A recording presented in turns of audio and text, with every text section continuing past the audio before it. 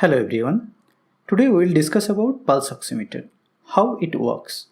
So what is a pulse oximeter? A pulse oximeter is a device that is used to quickly and easily monitor a person's oxygen saturation.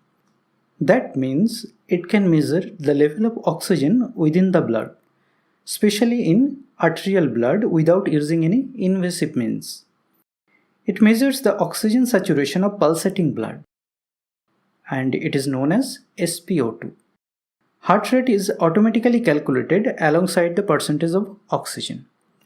Now, before going to the mechanism, we need to have an understanding of what oxygen saturation is.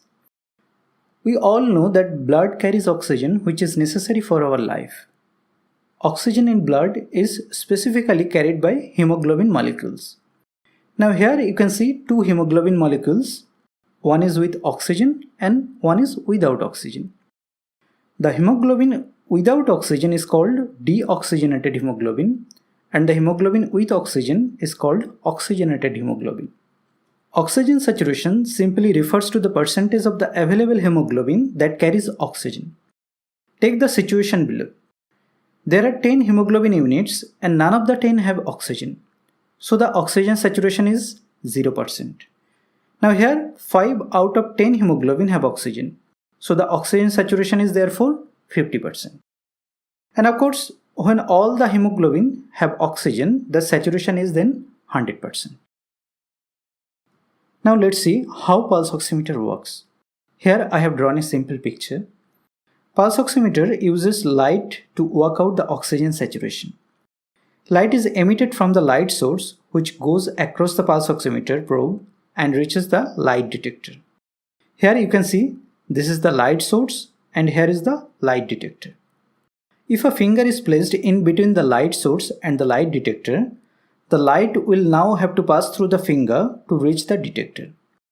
Part of the light will be absorbed by the finger and the part not absorbed reaches the light detector. The pulse oximeter uses the property that oxyhemoglobin and deoxyhemoglobin absorb light of different wavelengths in a specific way.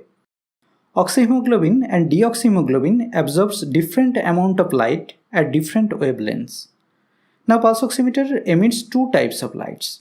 One is red light, which has a wavelength of approximately 650 nanometer, and the other is infrared light, which has a wavelength of 950 nanometer. The pulse oximeter works out the oxygen saturation by comparing how much red light and infrared light is absorbed by the blood.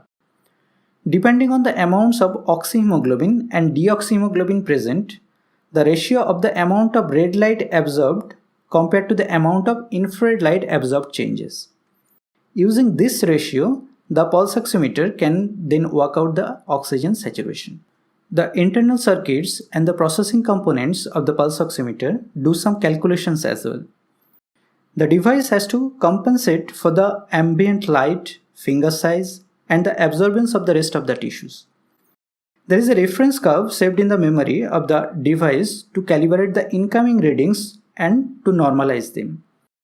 This increases the precision of the results that it provides. Now let's discuss about the interpretation. A healthy person should be able to achieve normal blood oxygen saturation levels or SpO2 of 95% to 100% consistently. If SpO2 value is 91 to 94%, it is considered as a mild hypoxemia. For patients with mild respiratory distress, the SpO2 should be 90% or above. Supplementary oxygen should be used if SpO2 levels falls below 90%. 86 to 90% of SpO2 is considered as moderate hypoxemia and less than 85 is considered as severe hypoxemia. But here one thing you should remember that factors such as movement, temperature or nail polish can impact the accuracy. So that's all about the mechanism of pulse oximeter. Hope you find this video helpful. Comment below if you want us to make any specific videos. And please don't forget to subscribe our channel. Thank you.